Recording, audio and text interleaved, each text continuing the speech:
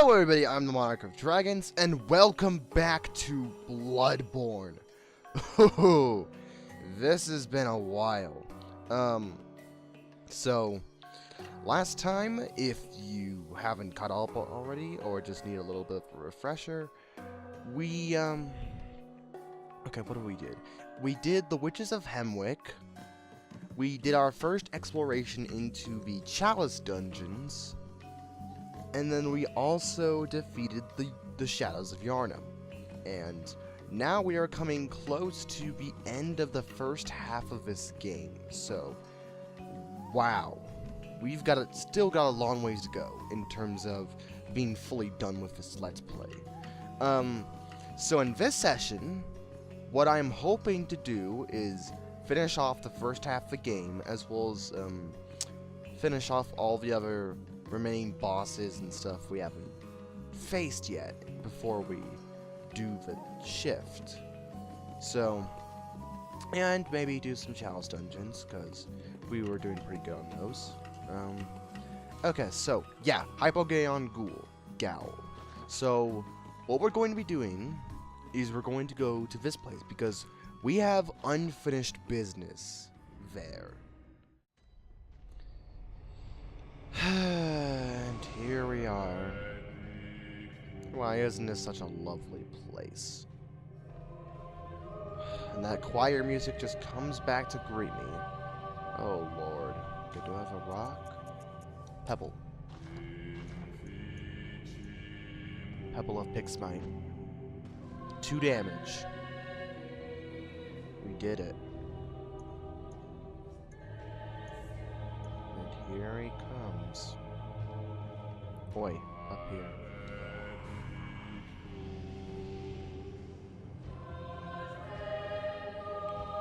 Come on.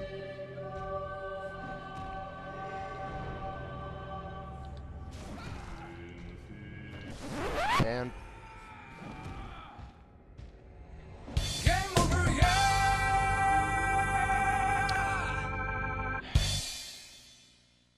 back into this game, and it greets me with open arms and with a punch to the balls.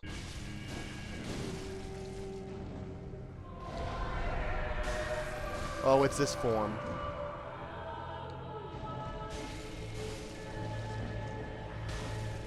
Luckily, we're so much more powerful than before, and we're actually able to deal a good bit of damage. Nope. I'm too fast for y'all. Moon. Bolt paper. Nice. Acquires more blood echoes from slain enemies. Okay, that's nice. It's been a while. Don't think I don't see you. Really? And obviously. Nope. Get that gay crap out of here. I already have RJ who has enough of that, so I don't need any more complications in my life, alright? Oh, this is one area I have never seen before, I think.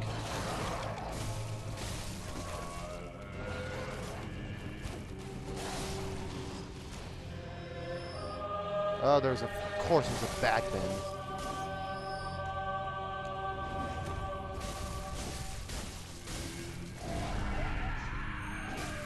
What? Oh, come on.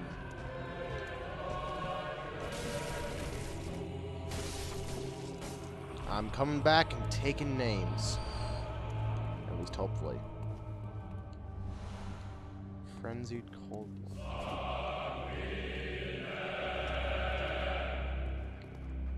Yep, knew it. Oh, that was close. That's all you have? Lame. I guess I might as well start with this. Have you been enjoying the content on my channel? Because I know that's a little bit of a weird thing to ask, and I know not a lot of people are going to watch this in comparison to my more popular videos. So, how is that Akantor video? How is the Akantor video? my monster movie video and the RLV video still getting so many views, yet that's always just the one part about YouTube that frustrates me to no end. You know, you work so hard on a new video of yours. You work day in, day out, scripting, editing, actually doing work, legitimate work on a video that you're proud of, a video that you want to see succeed, and you are legitimately wanting to see this video come out. Not because you're ranting or because it's just, hey, why not, but because you legitimately enjoyed making the video and putting all that time and effort into it. You know, making it the best you can, doing all that you can to make the video interesting and to appeal to your audience. And, you know, putting all your soul, your heart and effort into that. And it gets nothing. It gets nothing when, in reality, crap that you just spew out gets all the attention. Crap that shouldn't get it the attention. Crap that I've admitted to being so bad it's awful. You can put all the editing and care and effort into a video however much you want. And in the end, it will still get next to nothing in comparison to what is actually recommended by YouTube, which is crap. Because the YouTube algorithm is bullcrap. I don't know. I guess I'm just emerging suppressed feelings and stuff, but I honestly,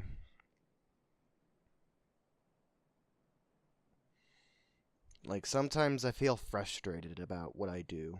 Like, I enjoy it, but to know that you put all this time and effort into a video and actually caring about it, and yet for it to get so little attention and want from other people, it's depressing. It really pulls you down on wanting to do what you actually enjoy. But enough about that. Let's get to the real crap. This is Darkbeast Paarl, ladies and gentlemen. An infamous boss in this game, or at least his body type. Good thing I got Henrik set, because holy crap, that lightning damage. What the heck?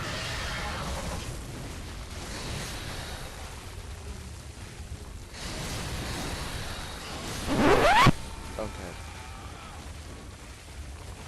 Yeah, there's a reason he's infamous, and that's because he's not really hard. It's more so his camera. He has such a large beast in the game that it's kind of impossible to just kind of aim directly at him. I remember when I first made the CD's video. A video that I have been working 3 months extensively on, of paused and unpaused work, of blocks, and just a lot of work that ultimately resulted in that final product that I had wished for, that I had said it will come out eventually to people for so many months at that point. Like, what, it had been like 3 months since I announced the video that I was making it, and I put 3 months or whatever of effort into this video, of like paused and unpaused work, and when it finally came out, I felt relieved that it was finally done, and that I could move on to other things, because as much as I enjoyed it, I was still spending a large chunk of my time on a project, and once you get done with that sort of thing, once you get done with a large project like that, you feel so satisfied. Oh yeah, that's right. They're both crap.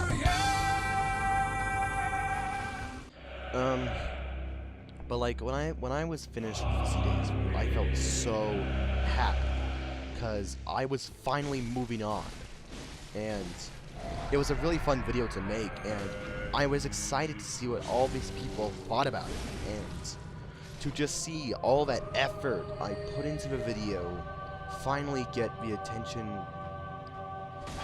I don't know, it deserved? That may sound ratty to some people, I know, but like,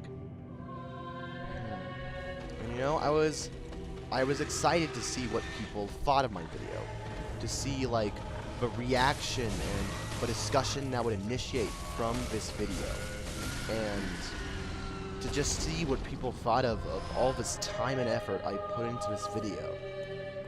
And at first, I didn't feel that.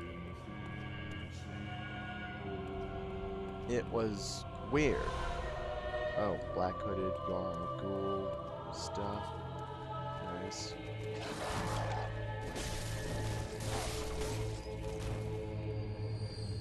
That kind of gave me a jump. But as I'm trying to say, at first I didn't feel that with the video. It was a slow process. Started out pretty good, you know, maybe like 40 views in the first few days or so, but it still kind of felt disappointing knowing that this project I put 3 months of effort into wasn't getting watched. In comparison to crap that I despise, like projects of mine and videos that nobody nowadays should ever watch. Like,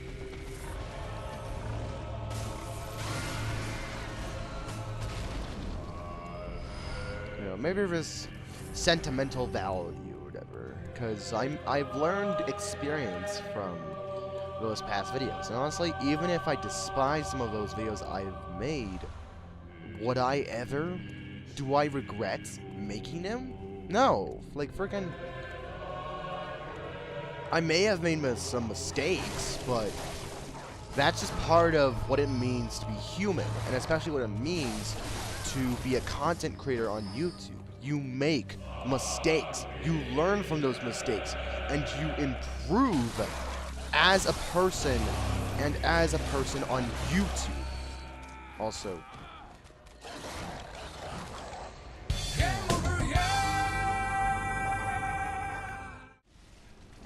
as I'm trying to say, you know, mistakes are just kind of part of the process of what it means to be human and a person on YouTube. It's part of a natural cycle. You make a video, or you just do something, and you make a mistake eventually. Nobody is perfect, and even if you've been solid through most of your career on YouTube or in real life, you're going to make a mistake eventually. And you're just gonna have to say, you're just gonna have to learn from it. You're gonna have to say, okay, what did I do wrong from that experience, and what can I improve the next time something like that happens, or just how can I improve myself in the future? Frickin', as much as I hate it, the Akantor video is one of the most, notable, most influential videos I've ever made. And it taught me how to professionally make a video, or just make content here on YouTube, because back then, I just stuck with what worked. I stuck with the avatar format, where just basically spam a bunch of pictures while you talk, and hopefully, it equates to somehow meaningful content that people like and watch. And if anybody wants to know my thinking behind why I did that format in the first place, back then I was influenced a lot by commentaries that people made. You know, people who they took a video and they normally commentated over it, pointing out the flaws, making witty jokes, and the most notable aspect about him, besides the personalities and all this other kind of crap, was the fact that they used most commonly avatars and pictures of characters from all sorts of media, most commonly video games, and they use them as a visual medium. Like, while they were talking, they would use the avatar as a way to kind of express how they're feeling. Also, where'd that dog go?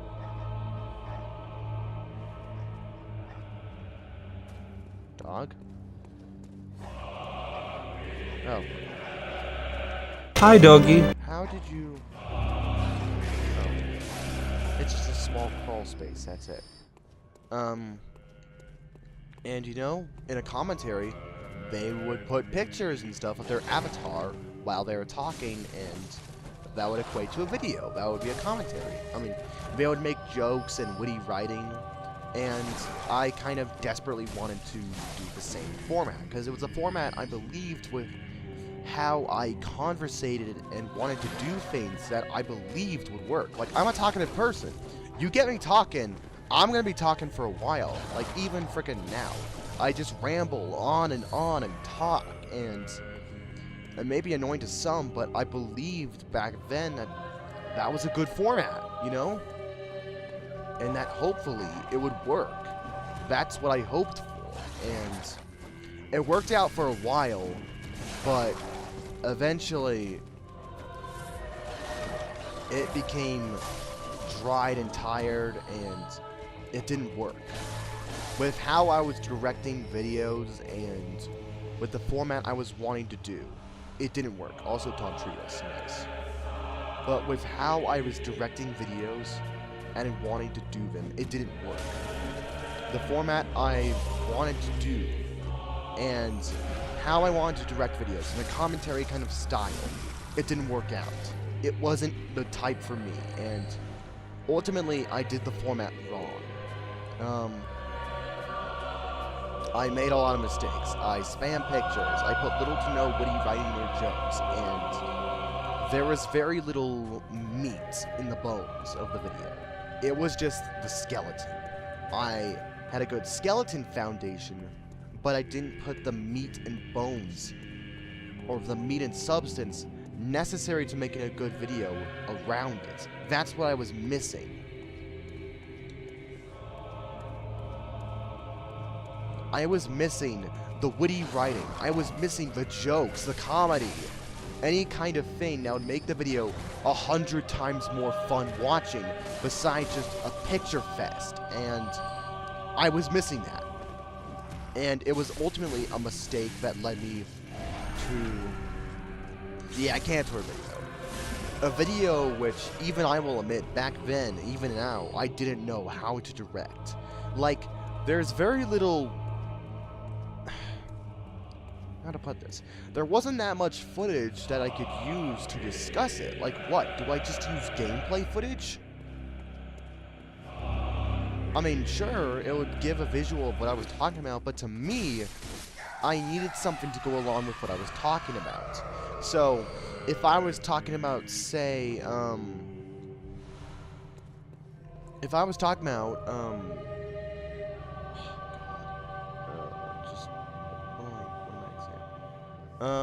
if I was talking about, for example, the similarities between Raviente or Dalmadur. Don't ask why I'm bringing this up. I'm just, for example, if I was talking about that, I needed to bring up something of relevance to it, and I would bring up Dalmadur and Raviente footage and the similarities and differences between them. But unfortunately, for a video like Evolution, talking about biology and monster, like, how do you do that? How do you talk about evolution in Monster Hunter? And how do you make a good video out of it? That was the thing that perplexed me. Because I wanted... because, you know, the gameplay footage matched well with what I was talking about. It was like Duremu Dira or, no, Gorea Dumosu. Like, also those frame drops, holy crap. It matched with the monster I was talking about, but it didn't match with what I wanted to visualize in my head, and I don't know. I guess I can be called a perfectionist. Like, I want my video to be as good as possible. And in a format I imagine and visualize in my head. And I kind of want to get as close to that as possible. And ultimately, that format I envisioned in my head was kind of leading me to my downfall with that video. And ultimately, do I regret making a mistake? Yes, but if I didn't make that video in the first place, if I didn't make it at all, I wouldn't learn from that mistake. I would simply, even now, probably still be doing the same exact thing, never learning from what I've done, and just not advancing as a human, as a YouTube content creator. And ultimately, I think that's what... Also, this camera.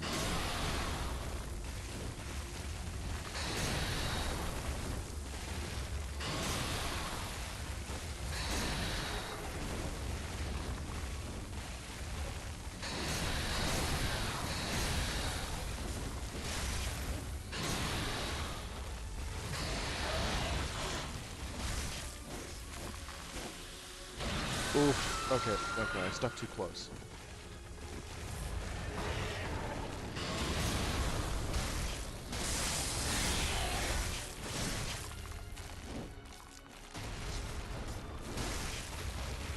Okay, he's gone with all the electric power.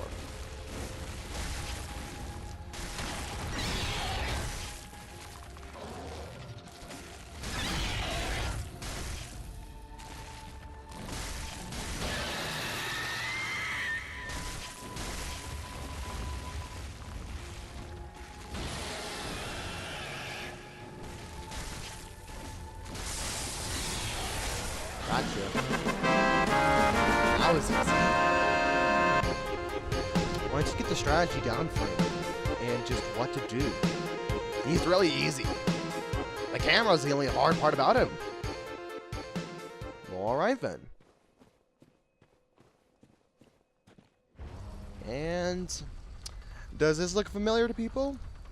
It should. We're back here again. This, if anyone remembers, this was what I was debating about in terms of Jura. I was debating whether or not to wait till later in the game to when I go back here and I can open the door from the backside and befriend Jura, or to just go to Old Yarnum and kill him. That's kind of what I was debating. Ugh. Oh, Lord. Okay, that's Darkbeast Paarl down. Welcome home, good. And I don't know. I guess if I were to end off what I was talking about, because I'm rambling on, I'm making all these different points, and people are like, why are you rambling? You're so boring. You're just talking. And allow me to finish. And I don't know. I may hate what I have done in that video, and I will admit, even now, after all this time, seeing a comment on those old videos, talking about the flaws and stuff, Welcome. What is it still stings. I know the flaws are there, I've acknowledged the flaws are there, and yet people won't frickin' let it go. Like, yes, I get it. Frickin' Zinogre pictures all the time. I even frickin' acknowledged that problem in the comments. I pinned a comment.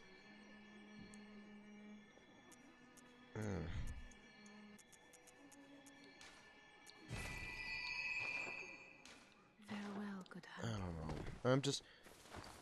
It still stings. Just whenever I look back on those videos, and whenever I see a comment related to those videos, I'm just like, oh Lord, just what was I thinking? Like, what was going through my head as I made the decision that I did? You know? You know, it still hurts. It still really hurts to just hear comment after comment about it. But ultimately, that's what made me improve as a YouTuber. Acknowledging those mistakes and seeing what I can do to fix it. That's ultimately what it's all about as a YouTuber. And, you know, I may regret what I did back in those videos, but I can admit I made mistakes, and it's by learning from those mistakes that we advance. And if there's a point of this that I'm trying to make, is that don't be afraid to make mistakes. Don't be afraid to screw up on a video. Don't be afraid to receive criticism and comments about it. Don't be afraid to, because I can relate. It stings. It hurts to know that this video you've been working on has flaws, and to see it get bashed like that. But that's ultimately part of the process of improving oneself. And if you just take that step forward, you know, ultimately, you will just improve. So, I can't believe this all started out with me talking about C-Days video. I mean, it's still kind of frustrating to see videos that I've actually worked on, you know, really well on, not get a lot of attention while still seeing that old crap like that still gets many views, but that's what happens. YouTube algorithm and all. And, you know, I have no doubt that eventually I won't have to worry about that. I mean, maybe I still will have to worry about that, but ultimately it's just a part of YouTube life. So now... Oh yeah, that's right, we're going to the Forbidden Grave. Alright. Rant over, I guess. Discussion over. Whatever you want to say.